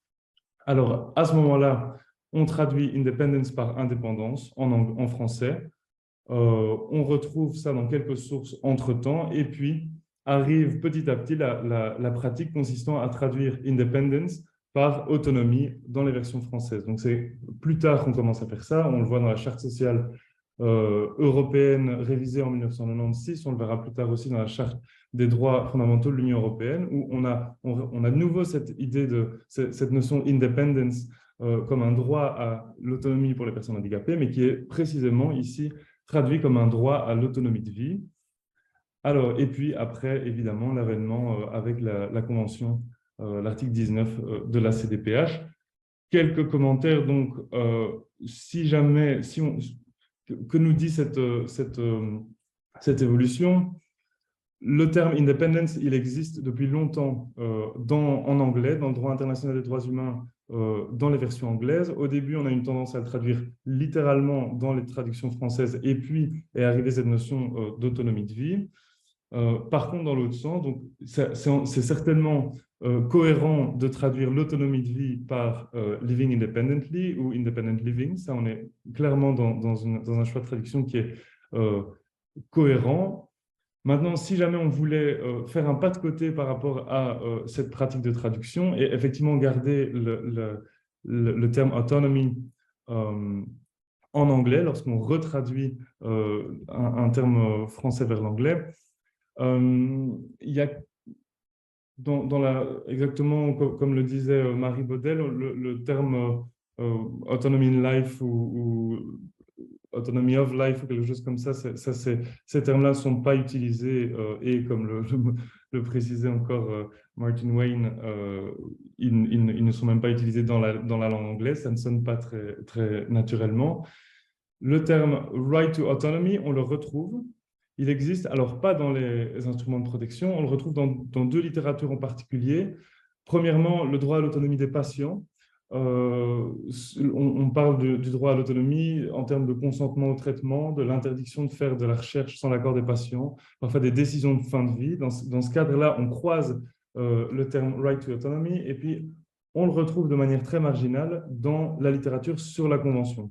Je pense en particulier à la Convention relative aux droits des personnes handicapées et dans ce cas-ci appliquée aussi à l'article 19. Je pense en particulier à un article récent, mais dans un ouvrage d'autorité qui comprend des contributions de Rosemary Caillès, de Thérésia Degonner, qui sont deux présidentes, ex-présidentes du comité des droits des personnes handicapées, où il y a un article qui s'appelle « Right to Autonomy », où on voit que la personne parle principalement, l'auteur parle principalement de l'article 19, mais également par la même occasion de l'article 12, ce qui n'est pas du tout surprenant, on sait qu'ils sont intimement liés. Mais dans l'article, on voit qu'il utilise l'expression « right to autonomy » plutôt dans le même esprit qu'un principe général d'autonomie qui connaîtrait plusieurs déclinaisons. Ce serait un droit, une manière d'englober le droit visé par l'article 12 et celui visé par l'article 19. Donc, right to autonomy, il est utilisé, et sinon, les autres alternatives, j'ai croisé le terme de daily life autonomy, ou plus souvent le terme, l'expression autonomy in everyday life. Et là, c'est quelque chose qui est quand même utilisé souvent, autonomy in everyday life, et qui me semble être la traduction qui conserve le terme autonomie, qui serait peut-être la plus fidèle à ce que recouvre l'independent living, enfin le right to live independently, parce qu'on est bien dans le cadre d'une autonomie de volonté, d'une capacité de décision, de prendre des décisions soi-même et de voir les décisions respectées, donc ce principe général d'autodétermination, d'autonomie, et en même temps, on est vraiment dans un contexte d'autonomie du quotidien, autonomie qui est la possibilité de choisir ses activités, choisir ses horaires, choisir le lieu à la fois le lieu où on vit, mais les lieux où on va au fur et à mesure de la journée. Donc, le terme autonomy in everyday life me paraît à la fois reprendre, coller de manière assez proche à l'independent living et répondre à votre volonté de garder l'idée d'autonomie. Voilà. Ok. Merci. Je voulais profiter un peu, enfin, voilà, aussi pour initier le temps d'échange. Et puis, j'ai vu que on a vu que Mounir Kerala était là, avec peut-être le point de vue aussi marocain. Est-ce que Mounir, vous seriez d'accord pour dire quelques mots? Je sais que je vous ai pas prévenu en amont, donc c'est vraiment si vous en avez envie et la possibilité d'en dire quelques mots là dans ce temps d'échange par rapport à la fois à ce que vous avez pu entendre ou ce que vous en pensez de manière globale, sans obligation aucune évidemment. Allô Hélène. Oui, bonjour.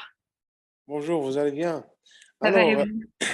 moi je suis très intéressé par ce débat surtout de la traduction des termes essentiels dans la littérature, à savoir l'autonomie, l'indépendance, mais aussi par leur implication à la vie quotidienne.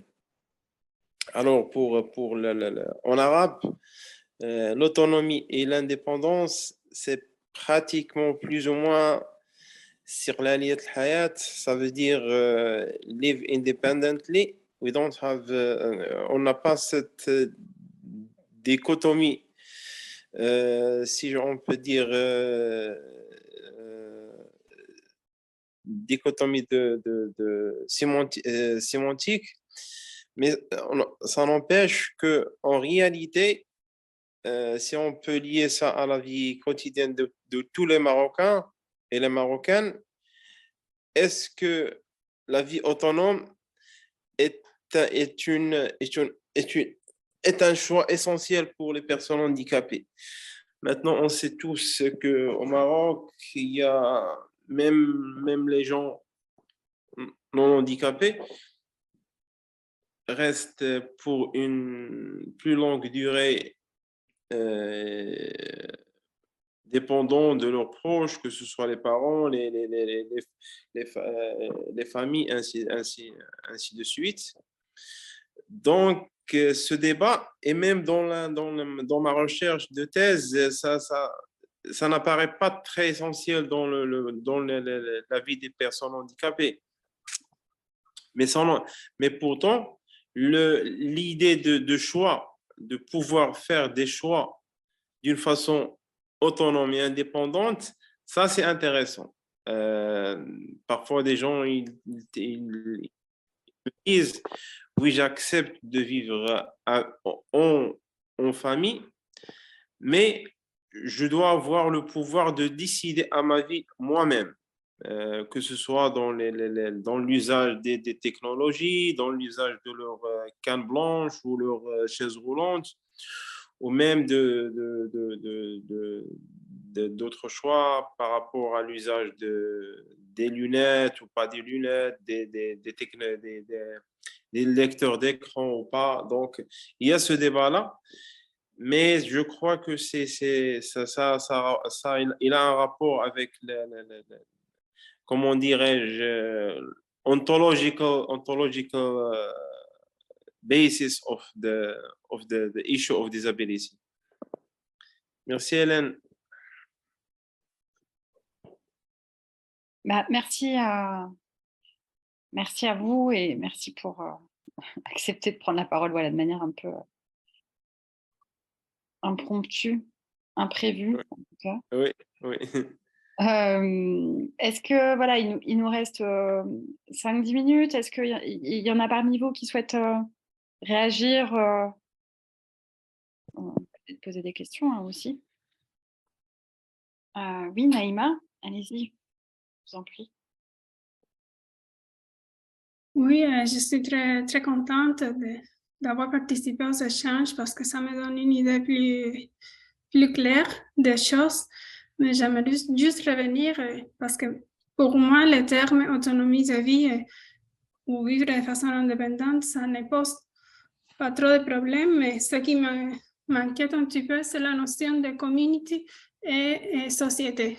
Je pense que l'article 19, comme j'ai dit tantôt, doit être plus spécifique parce que l'esprit, le sens du législateur dans les comités, il parle beaucoup de rendre des services accessibles aux local community, donc aux communautés locales, c'est de vivre dans des milieux de vie avec l'aide de la famille, oui, mais pas dans les domiciles ou dans la résidence familiale, mais plutôt dans des lieux comme des autres, dans des lieux différents, dans des lieux indépendants, dans la même communauté, dans le même milieu, dans le même quartier, dans des petites collectivités.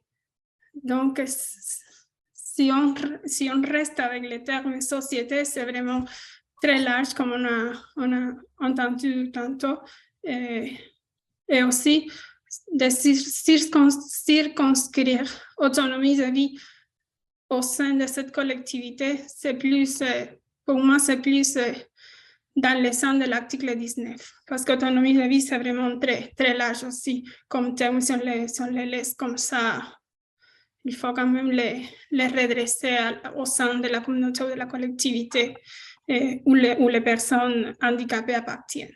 Merci. Est-ce que je peux juste une petite précision par rapport à cet dilemme collectivité-communauté? Il faut vraiment faire attention parce que collectivité, il a une connotation et un usage en français qui est très lié avec institutionnalisation. C'est ceux qui ont souvent dit la vie en collectivité, c'est la vie en institution. Donc, en aucun cas, je pense qu'on ne devrait pas utiliser collectivité en français, communauté, oui. À ma remarque, justement, mon intervention pour le livret, enfin pour la conférence en juillet 2021, c'est ça, j'ai mis justement en amont ce problème de traduction des communautés, des communautés en société, oui. Il m'a été répondu que communauté a aussi connotation péjorative en français, donc communautarisme, etc., etc. Et donc, communauté proche, peut-être avec cette précision proche, serait peut-être quelque chose plus répondant à l'esprit de la Convention. Merci. Merci. Oui, Irène Bertana? Oui, je voulais juste avoir une petite réaction par rapport aux dernières interventions que j'ai entendues. Et il y a 2 points que je voudrais faire. Un, c'est que j'ai eu l'impression que il y a bon, je ne sais pas comment le dire, peut-être que je commence par ce que je pense. Je pense que dans une traduction du français, qui naît de la traduction d'un terme anglais, qu'on sait déjà qu'est-ce que c'est independent living, à la retraduction de ce terme, et ça a été traduit comme autonomie de vie. Ça va, ce n'est pas en contraposition, mais c'est ça l'histoire. Après, on veut le retraduire dans la langue originelle et on se dit, oui, non, mais c'est mieux peut-être utiliser les mots autonomie. Je vois ça comme un discours très francocentrique qui risque pour vouloir affirmer une différence et une spécialité, il risque en fait de créer des problèmes dans la mise en pratique de ça, qui est fait dans le contexte international autour du mot independent living. Donc, ça, c'est un truc. Un deuxième truc que je voulais dire aussi, c'était par rapport à l'interprétation, malheureusement, de Wayne Martin, qui est parti.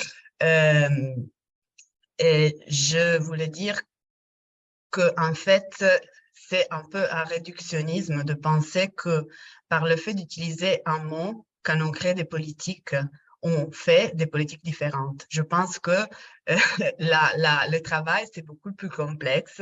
C'est fait normalement avec beaucoup d'acteurs et des personnes qui prennent parti avec une réflexion profonde sur comment on peut mettre ça en place. C'est pas facile, c'est compliqué, mais je pense pas qu'en utilisant un mot négatif comme independent living et deinstitutionalisation, on arrive de façon déterministe à faire des choses qui ne sont pas dans une affirmation positive des droits. Ce n'est pas l'intention et ce n'est pas en fait ce que je vois dans mon travail au quotidien. Quoique, oui, il y a beaucoup de difficultés, des barrières, mais ça a à voir avec le fait que la société en ce moment, c'est vraiment a changé, la mentalité doit changer. Donc voilà, c'est 2 petites choses que je voulais dire. Merci. Ok.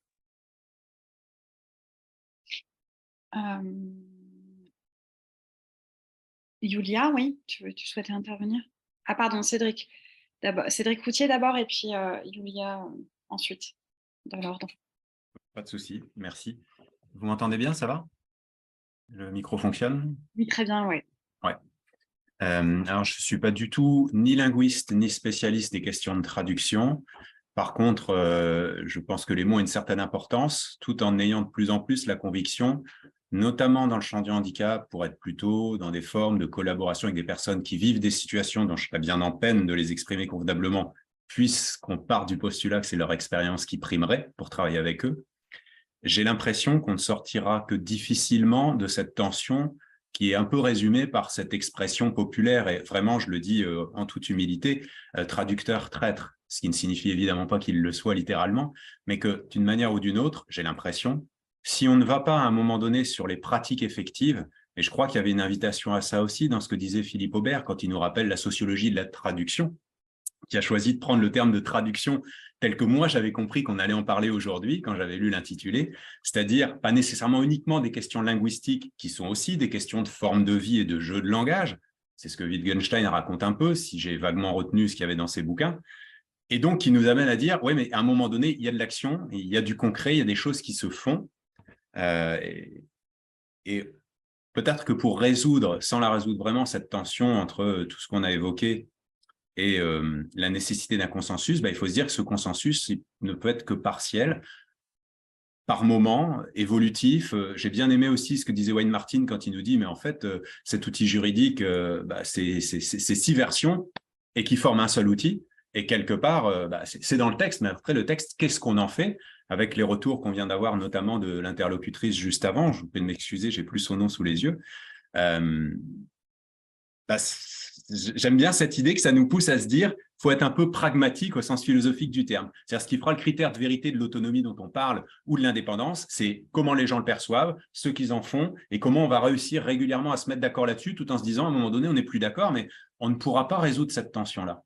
Et pour conclure un petit peu là-dessus, ça me paraît compliqué de figer ça tout en étant une idée de processus, comme le disait Manon Mas aussi, je suis assez sensible. Sinon, j'ai l'impression qu'on efface un peu cette idée de, notamment autour de la question de société ou communauté, parce que c'est vrai aussi que ce terme de communauté, ça peut être des formes de vie en communauté qu'on retrouve, par exemple, dans les ordres religieux. Sont-ils inclus tels que des personnes le diraient? Je ne sais pas. Il faudrait leur poser la question. Ils sont sûrement en relation avec une entité supérieure, d'après ce qu'ils disent, mais avec la société, ça peut se débattre. Donc, en tout cas, cette idée de pas trop figer les choses et en même temps réussir à le faire ensemble, ça me paraît compliqué d'en sortir. Et cette idée d'autonomie relationnelle, je trouve, renvoie systématiquement à ça. Et voilà, et le langage étant une forme de vie, je trouve cette expression assez inspirante là-dessus, c'est dans les formes de vie qu'on peut se dire que ce qu'on se raconte a un sens et que ce sens peut évoluer, et c'est peut-être pas si dramatique. Peut-être c'est un peu insatisfaisant du point de vue juridique ou du point de vue d'un juriste, ce que je dis là, mais là, encore une fois, c'est pas non plus ma spécialité.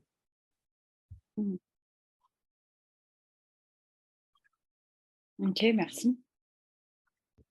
Julia et puis Christophe Dupont, peut-être il est 16h, donc voilà, sans vouloir mettre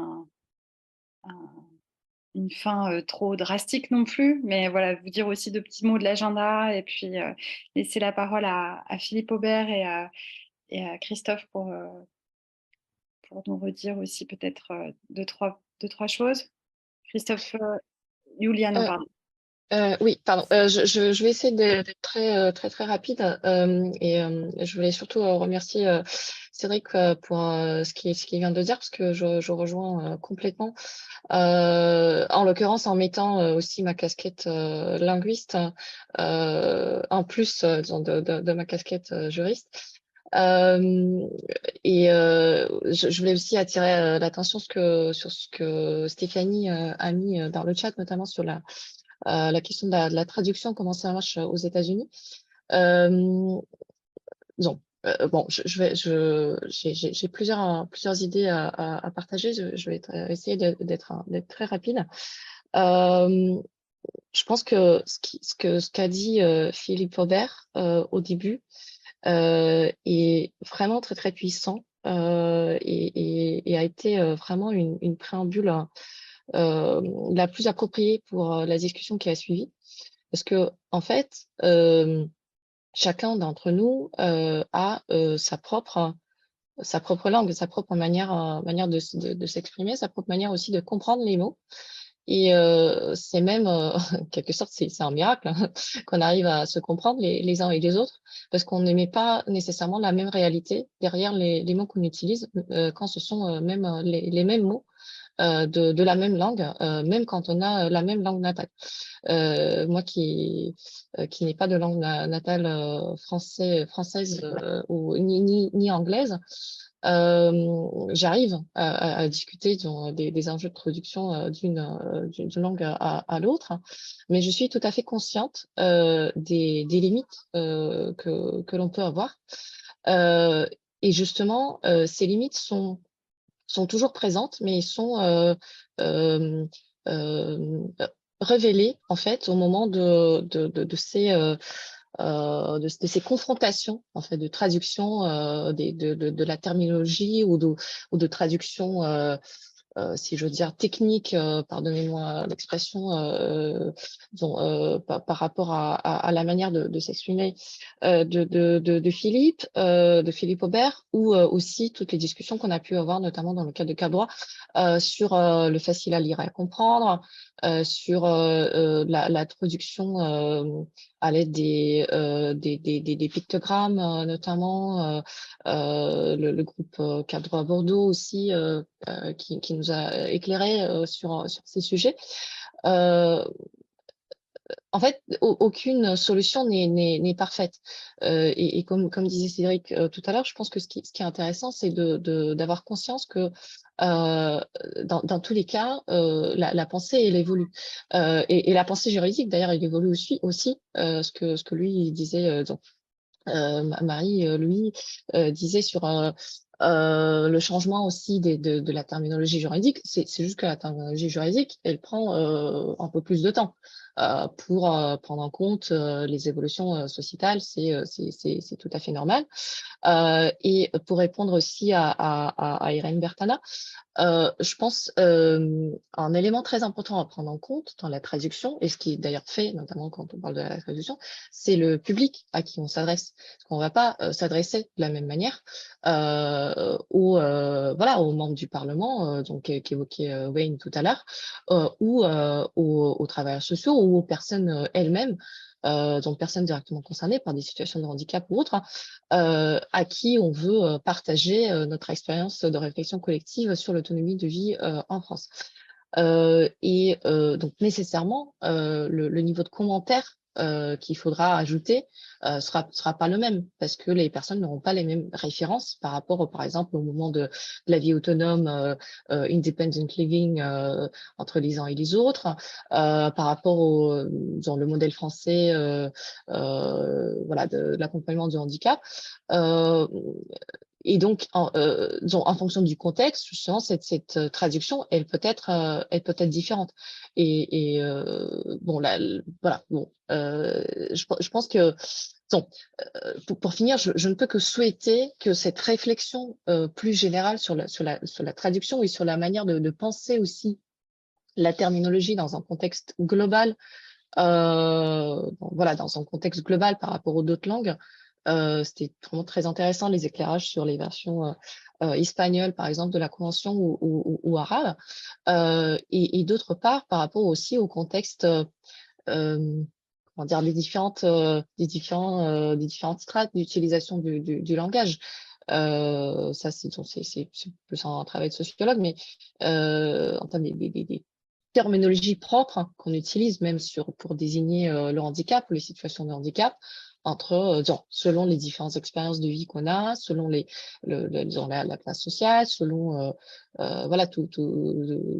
selon aussi notre langue maternelle et selon aussi tout type de situation. Donc, je pense que c'est vraiment merci beaucoup à tous les intervenants aujourd'hui. C'était vraiment intéressant et j'espère qu'on pourra continuer ça au-delà des questions pratico-pratiques, mais très très importantes de la traduction anglais-français. Merci Julia. Et je laisse la parole à Christophe Dupont. Oui, merci Hélène. Oui, écoutez, j'ai analysé tout ce que vous avez entendu, tout ce qui a été entendu, mais je pense, brefement, il faudrait que nous trouvions à peu près un texte de traduction qui représente l'autonomie de vie, mais sociétaire, pas l'autonomie fin de vie ou autre qui ne ressemble à rien au travail que nous mettons en place, quoi. Il faudrait trouver quelque chose de similaire qui peut représenter plutôt à l'autonomie de vie, mais dans la société. Parce que ça, en général, c'est ça, c'est la société qui nous intéresse. C'est pas le sens communautaire. Communautaire, c'est une enclave qui peut être dans une minoritaire d'une partie. Mais dans la société, c'est encore mieux à voir les choses. Je pense que c'est ça qu'il faudrait que nous essayions de trouver simplement les linguistiques en général, de trouver à peu près les similaires à le mot conforme qui peut représenter à l'autonomie de vie, mais dans la société. C'est ça que je voulais entendre. Parce que c'est en écoutant les uns des autres que je peux imaginer le sens du travail. Merci. Merci Christophe. Ouais, peut-être effectivement aussi qu'il y a des choses à inventer. Merci encore d'être venu. Merci aussi à ceux qui ont écouté ceux qui sont intervenus. Merci à Stéphanie Boulet pour la traduction